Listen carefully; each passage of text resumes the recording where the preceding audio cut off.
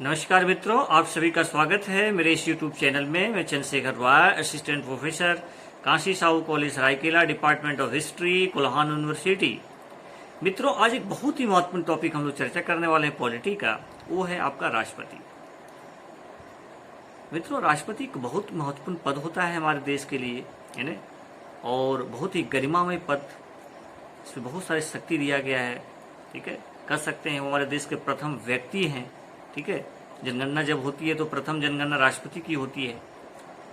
तो भाई, इनके विषय में थोड़ा जानना बहुत जरूरी हो जाता है, इनके विषय में थोड़ा समझने का प्रयास करें। और खासकर यदि आप सिविल सेवा परीक्षा की तैयारी कर रहे हैं तो यहां से प्रश्न निश्चित रूप से हर एक वर्ष पूछा जाता है। देखिए, संघ की जो कार्यपालिका है, ठीक है, उसके बहुत महत्वपूर्ण पार्ट हैं राष्ट्रपति।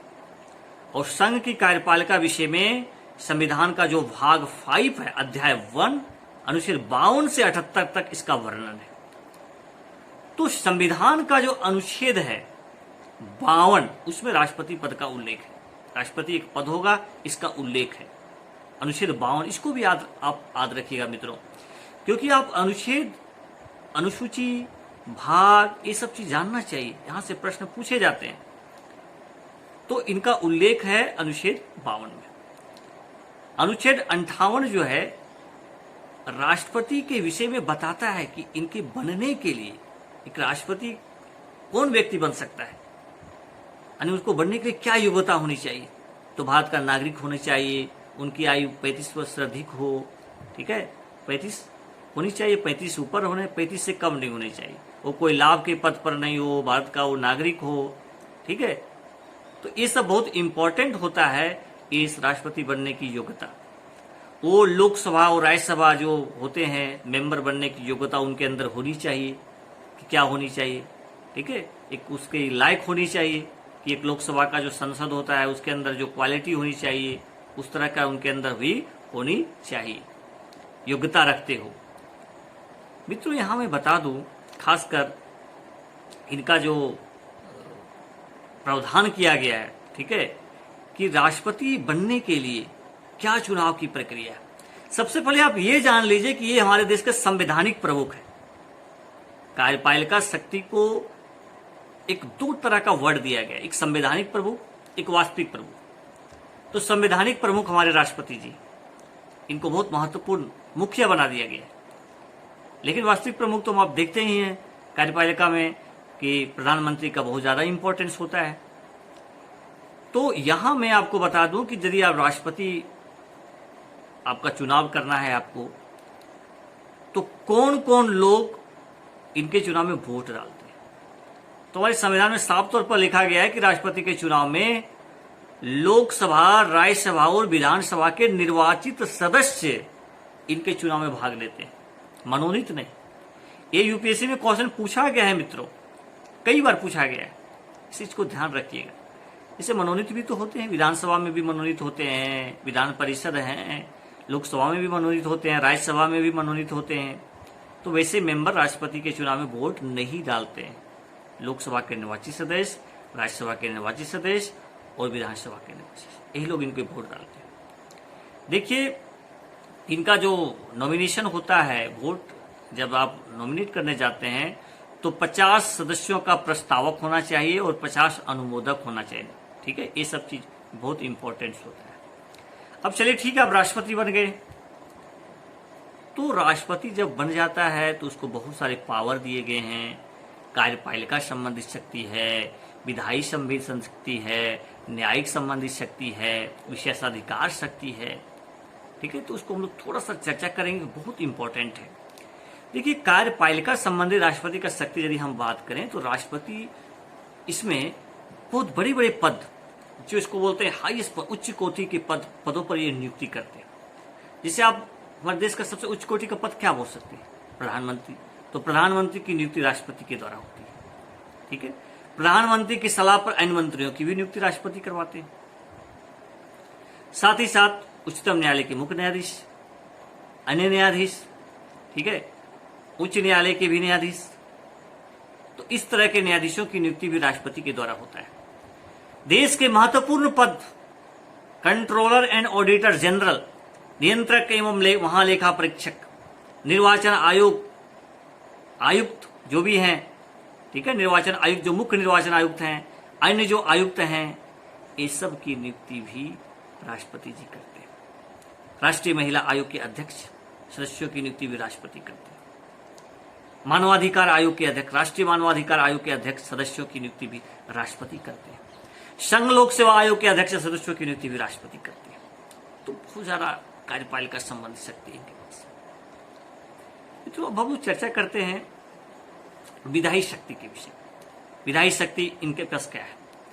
तो सबसे पहले आप जान लीजिए विधायी शक्ति आप इसी में समझ सकते हैं कि बिना राष्ट्रपति का सिग्नेचर का आपका कोई कानून नहीं बनता है। कोई विधेयक ठीक है पास हो गया, लेकिन जब तक राष्ट्रपति जी उस पर मोहर नहीं लगा देते हैं वो कानून नहीं बनता है। ये बहुत इंपॉर्टेंट पावर है राष्ट्रपति का।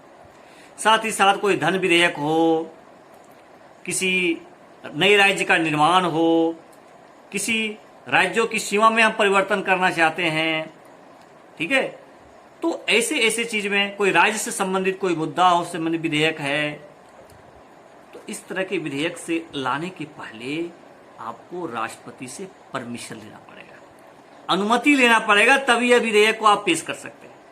तो ये बहुत इंपॉर्टेंट विधायी शक्ति है राष्ट्रपति का, ठीक है।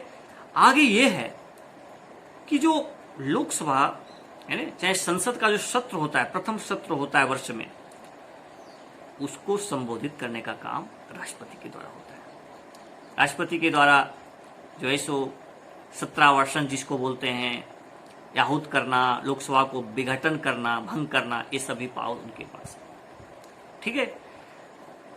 साथ ही साथ ये जान लीजिएगा कि अनुच्छेद 123 के तहत बहुत इंपॉर्टेंट है, इसको कई बार पूछा गया है। अनुच्छेद 123 के तहत राष्ट्रपति अध्यादेश जारी कर सकते हैं। मित्रों आप समझ लीजिए अध्यादेश होता क्या है। जब संसद सत्र में ना हो, ऐसी कोई कानून की आवश्यकता पड़ गई हो जो देश के लिए जरूरी हो, यानी उनसे काम बिगड़ सकता है उनके बिना, तो वैसी स्थिति में राष्ट्रपति जी उसको क्या करते हैं, अध्यादेश जारी करते हैं। लेकिन उस अध्यादेश का अनुमोदन हो जाना चाहिए संसद में, नहीं तो फिर वो जो अध्यादेश खत्म हो जाता है। तो ये अध्यादेश जारी करने की शक्ति है, ठीक है, ये आपका 123 में राष्ट्रपति के पास दिया गया है, राष्ट्रपति को पावर दिया गया। मित्रों आप जानते हैं इसी प्रकार का अध्यादेश जारी करने की शक्ति राज्यपाल को भी दिया गया है, लेकिन वो राज्य हित के लिए, राज्य के लिए वो कर सकते हैं। जब राज्य जो है विधानसभा सत्र में नहीं हो, राज्य के लिए कोई वैसी कानून की आवश्यकता पड़ गई हो, तो राज्यपाल अध्यादेश जारी कर सकते हैं 213 अनुच्छेद के तहत। अनुच्छेद भी याद रखिए, अनुच्छेद मैंने बताया ना कि बहुत ज्यादा इंपॉर्टेंस होता है किसी चीज को समझने में, एग्जाम में अच्छा करने के लिए। तो राज्यपाल जो करते हैं वो 213 अनुच्छेद के तहत करते हैं, राष्ट्रपति जो करते हैं 123 के तहत करते हैं। जिस प्रकार से राज्यपाल अध्यादेश जारी करते हैं उनका भी अनुमोदन होना चाहिए विधानसभा में, तभी वो कानून बने रहेंगे, नहीं तो वो कानून खत्म हो जाएंगे, वो अध्यादेश का महत्व नहीं रह जाएगा। मित्रों अब हम लोग बात करते हैं न्यायिक शक्ति के विषय। तो न्यायिक शक्ति के विषय में यदि हम बात करें, बहुत इंपॉर्टेंट शक्ति है। कोई व्यक्ति को फांसी की सजा दी गई हो और कोई सजा दे दिया गया, तो राष्ट्रपति उसको क्या कर सकते हैं, माफ कर सकते हैं, सजा कम कर सकते हैं, ठीक है। ऐसा ये जो पावर है, किसी व्यक्ति को फांसी की सजा को भी ये हटा सकते हैं, कम कर सकते हैं, समाप्त कर सकते हैं। कोई सजा जो ज्यादा मिल गया है उसको कम कर सकते हैं। तो ये पावर यदि राष्ट्रपति के पास दिया गया है तो ये न्यायिक शक्ति के अंतर्गत है। कुछ शक्ति है विशेषाधिकार शक्ति। तो विशेषाधिकार शक्ति में कभी क्या होता है कि जैसे मान लीजिए कि लोकसभा में किसी को बहुमत नहीं आया, किसी पार्टी को स्पष्ट बहुमत नहीं आया, तो भैया वहां राष्ट्रपति अपने विवेक के अनुसार से कार्य करता है। किस पार्टी को वो सरकार बनाने के लिए बुला सकते, किसी को भी बुला सकते हैं। तो ये आपका एक विशेषाधिकार पावर आपको दिया गया है राष्ट्रपति के पास, ठीक है। तो ये सब चीज थोड़ा सा ध्यान रखिएगा। हो सकता है कि अविश्वास प्रस्ताव पारित हो गया, तो उस स्थिति में भी इनके पास विशेषाधिकार है कि अब ये क्या करें। अविश्वास प्रस्ताव बहुत इंपॉर्टेंट होता है। यदि अविश्वास प्रस्ताव पारित हो जाते हैं तो फिर वो सरकार गिर जाती है, तो बहुत इंपॉर्टेंट चीज़ है। अविश्वास प्रस्ताव को आप जानने का प्रयास कीजिए, उसके लिए कितना मेंबर होना चाहिए। सबसे पहले अविश्वास प्रस्ताव लाने के लिए 50 मेंबर का समर्थन होना चाहिए, तभी वो प्रस्ताव को लाते हैं। यदि वो पारित हो जाता है, इसका मतलब होता है कि सरकार अल्पमत में आ गई है, उसके पास वोट नहीं है, उसके पास समर्थक नहीं है। ठीक है, तो ध्यान रखिएगा। तो इसी स्थिति में भी ये राष्ट्रपति के पास विशेषाधिकार होता है। अब हम बात करते हैं कि राष्ट्रपति जो होते हैं सैन्य कमांडर होते हैं। हमारा जो सेना है उसका यदि कोई सेनापति यदि कोई होते हैं तो राष्ट्रपति होते हैं। मान लीजिए कहीं युद्ध किसी को करना है, कहीं आक्रमण करवाना है, ऐसी स्थिति में राष्ट्रपति अत्यादेश मतलब आदेश दे सकती है। राष्ट्रपति आदेश दे दी तो उसको मानना पड़ेगा, क्योंकि ये सर्वोच्च कमांडर है। सर्वोच्च कमांडर है। कमांडर मतलब सेनापति। सेनापति जो बोलता है सैनिक को करना पड़ता है। इसीलिए राष्ट्रपति जो है सो सैन्य कमांडर होते हैं, सभी सेना का वो सेनापति है। ठीक है, तो इस चीज को भी ध्यान रखिए मित्रों। आज बहुत कम समय में आप चर्चा करते हैं। राष्ट्रपति के पास कुछ आपातकालीन शक्ति है। क्या सी शक्ति है? आपातकालीन शक्ति, इमरजेंसी पावर जिसको बोलते हैं। ये अनुच्छेद 352, 356 और 360, ये 3 बहुत इंपॉर्टेंट अनुच्छेद हैं। इसको आप एकदम ध्यान रखिएगा, यहां से प्रश्न पूछे जाते हैं। 3 प्रकार का इमरजेंसी पावर शक्ति का वर्णन है।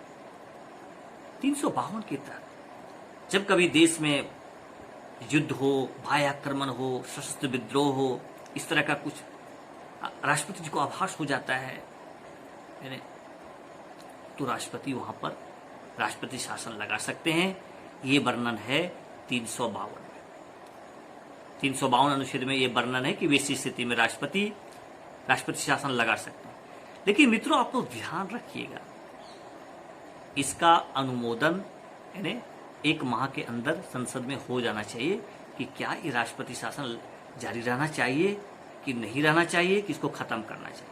तो संसद से भी इसका अनुमोदन हो जाना चाहिए 1 माह के अंदर। आगे बात करते 356 जो बहुत इंपॉर्टेंट है। किसी राज्य की जो संवैधानिक तंत्र की विफलता है, संविधान को नहीं मान रहे हैं, कानून व्यवस्था चौपट हो गए हैं, किसी पार्टी को स्पष्ट बहुमत नहीं मिला है राज्य में, सरकार नहीं बन रहा है, तो राज्यपाल कभी कभी क्या होता है, राष्ट्रपति को बोलते भैया अब यहाँ राष्ट्रपति शासन लगाइए, यहाँ अब खरीद फरोख्त होगा, है तोड़ मरोड़ हो रहा है, विधायकों को खरीदारी हो रहा है। ऐसी स्थिति में राष्ट्रपति जी वहां पर राष्ट्रपति शासन लगा देते हैं। 356 बहुत इंपॉर्टेंट, यानी आर्टिकल 356 बहुत इंपॉर्टेंट होता है।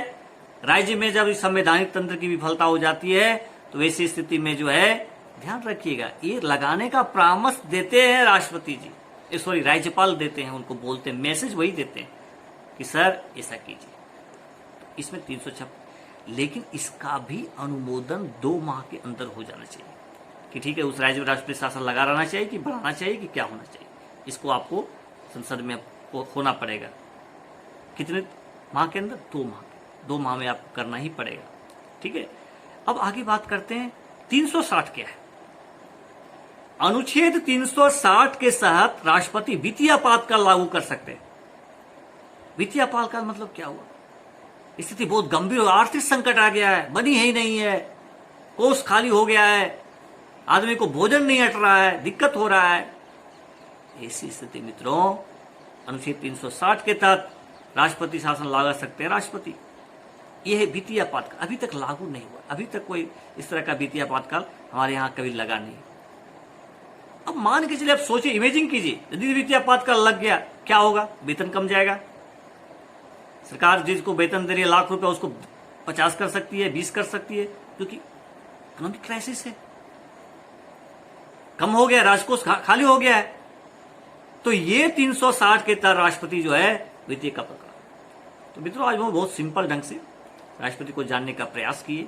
मुझे लगता है कि आप इतना अच्छे ढंग से यदि समझ गए होंगे, 2-3 बार देखिए, समझिए, इस चीजों को अपने मित्रों के साथ शेयर कीजिए, वीडियो को लोगों को शेयर कीजिए, इन्हें बताइए, उनको सब्सक्राइब करने के लिए प्रोत्साहित कीजिए, क्योंकि हम इसी तरह से धीरे धीरे करके हर एक विषय पर, इकोनॉमी हो, हिस्ट्री हो, ज्योग्राफी हो, करंट अफेयर्स हो, मैं वीडियो बनाने का प्रयास करूंगा, ताकि आपको बहुत सिंपल तरीके से हम किसी चीज को मैं बता सकूं।